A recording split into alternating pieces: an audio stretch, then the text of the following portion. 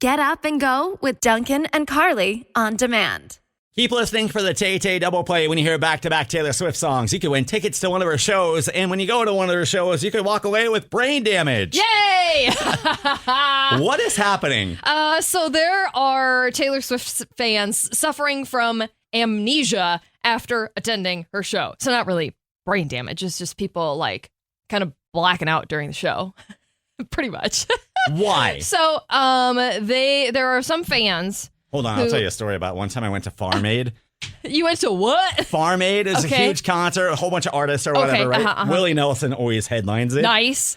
By the time Willie got on, I was also blacked out during the concerts. Oh, interesting, huh? So they're calling it post-concert amnesia. I'll go with that too. No.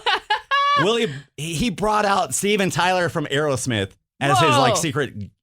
I have no recollection of it. Oh, sad. Everyone that was with me was like, that was so awesome. And you're like, huh? I was like, yeah, it was. That was great. Yeah. All right, so that's not what's happening here. No. So this is, for example, one fan in New York said that post-concert amnesia is real. If I didn't have the 5-minute video that my friend kindly took of me jamming to it, to like the Taylor Swift concert, I probably would have told everyone that it didn't happen.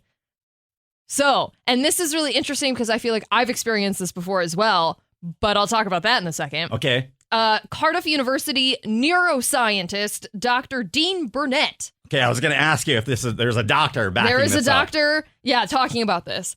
They said, if you're at a concert of someone you love, surrounded by thousands of very excited other people listening to music you've got established emotional links to, that's going to be a lot of emotion happening to you at one time. It's emotional overload. Yes, as well as being exhausting for the brain, it's going to mean all the things you experience will have a high emotional quality, which means nothing, quote unquote, stands out. And that's important if you want to retrieve a memory later. And so because you have emotional overload pretty much. So you're redlining the whole 3 hours. Yeah. And it's like, this is awesome. And then you can't pick out one thing your from brain just can't. Yeah. So I had something similar happen to me when I got engaged. Okay. Like when Matt proposed to me, I blacked out and I don't remember it. And other people who have gotten engaged since, same thing. They're like, me too. And I'm like, oh, thank God it wasn't just me. I was like, am I awful? Am I awful that I forgot that this happened? Like, I don't remember. Clearly, he didn't do a good job making it memorable. Right? I was like, what? Did I do something wrong? Like, no, this is totally a thing. Like, just so many emotions all at once, your brain can't handle it. So let me ask you this. Is the fact that she's playing 44 songs at every concert a problem? Because it seems like too much. That could be. That could be part of it. But I mean, I feel like even if she played, I don't know how long a regular concert is, but I feel like 2 hours, 2.5 hours. And how long are her shows? 3.5 hours. I feel like even if she still played 2.5 hours. It's just that would fan still be that age, like those fans are just hyped. Big fans would still be like, I can't remember anything. Oh my God! Let me tell you, if I spend $2,000 on a ticket, I'm taking notes the whole time. I'm like, I'm gonna remember every single second of this. She's gonna come to Minnesota. Everyone's gonna have a notebook. Like, okay, she sang this song and I loved it. Post-concert amnesia. I've never heard of it, but it's a thing. It makes sense. And you can experience it live in person when you win tickets to see Taylor. Keep listening for that Tay-Tay double play to win your way in. Hey, Carly. Yes? Have you ever lost a pet? You're a big pet person. Have you ever lost one of them? Like physically, like they went missing? Well, yeah, I'm not going deep like they died. I was like, wow, we're going there today?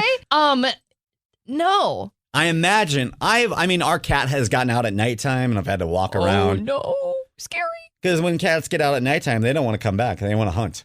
Right. Well, or hide. Yeah. If they're not used to being outside. So I've done my kids love the cat. I love the cat too. But I've been out at 2 a.m. with a bag of treats walking in the neighborhood. I bring it up because there is a musician here in town that has lost his pet bird. Oh, no.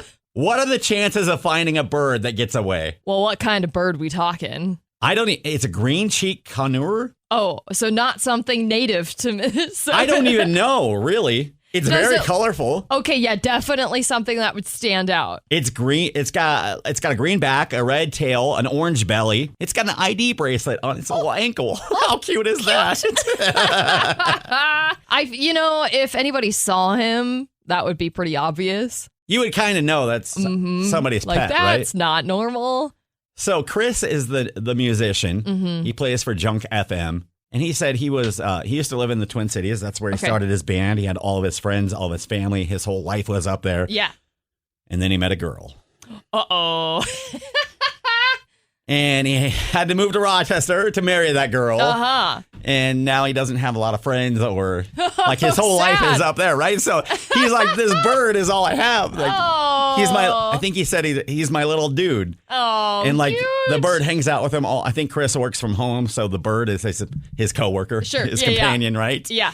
So he's offering a cash reward, and he says it will be a big cash reward. Oh, dang. If you are able to find Biscuit. Biscuit. Oh. Biscuit. Yes. Biscuit. Now, where could Biscuit be hiding?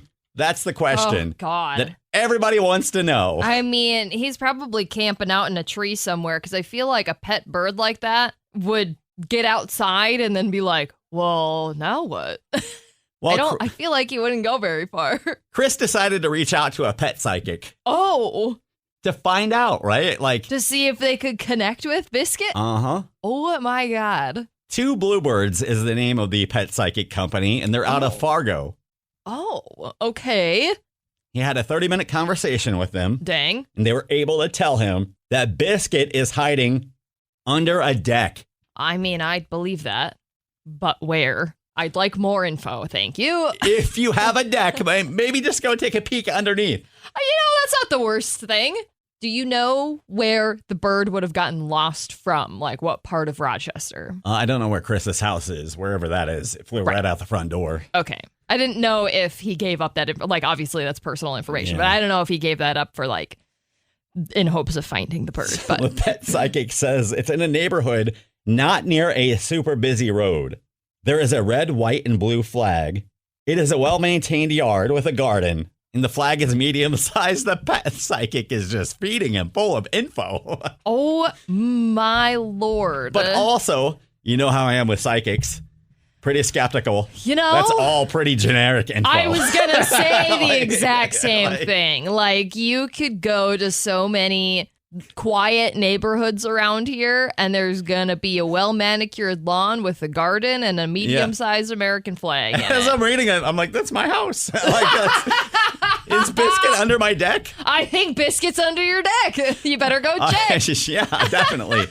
All right. If you want to help out Chris, he's a really cool dude. Like I said, a local musician. You can find this story and find out what Biscuit looks like right now on the 106.9 KROC app. There are 5 Minnesota students who are a part of the Scripps National Spelling Bee, which is currently taking place. The big one, like in Washington, D.C.? I think Where is it? Is it in Orlando? I think they're filming it in Maryland.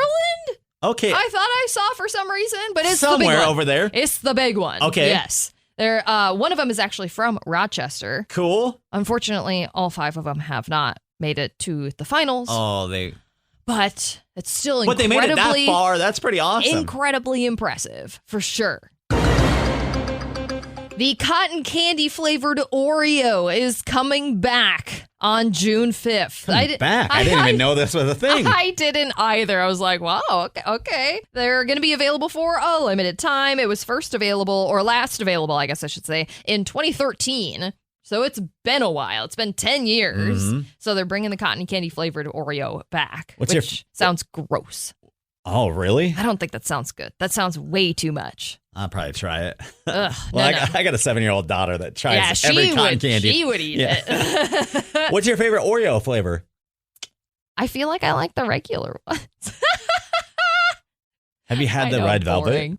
Oh, the red velvet. Oh, that I have. It sounds like I would remember if I've had that one. It's really good. Okay, look for those in stores this summer.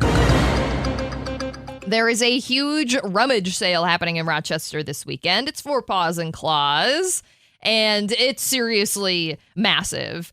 I'm pretty sure it is one of, if not the biggest rummage sale in the area. So you got to help set up. I've helped set up one day this year, and I helped set up last year. But they're taking donations through, what day is it today? Thursday? Yep.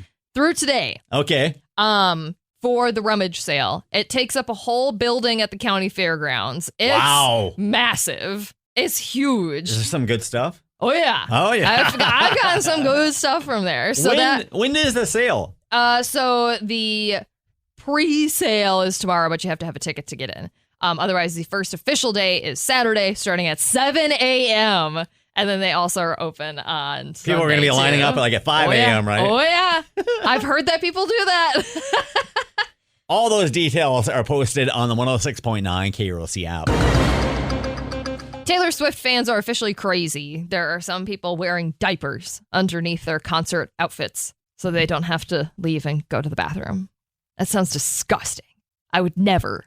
This sounds like some... We paid $2,000 for this ticket. You are not getting up. You're going to watch every second of this concert.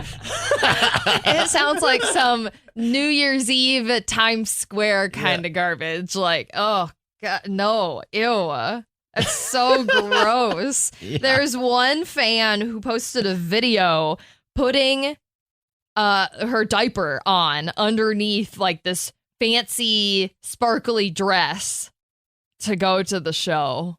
That's I have no words. Nope. That's all I got about that. And then you just sat in your pee the whole time? Yeah. Ew. No. Mm-mm. And finally, there's a new family attraction that is now open at the Como Zoo. So not too far from Rochester, and the Como Zoo's pretty sweet anyways. Yeah, it is. And it's called Mission Safari. So there's all sorts of stuff that you can do as a part of this safari. Your kids will be asked to do like different activities and that kind of stuff. So. Like a scavenger hunt? Pretty much. Yeah. And also kind of like a maze. Okay. So it looks really fun. We've got all the details about that on the 106.9 KROC app. Dunken and Carly, weekday mornings on 106.9 KROC.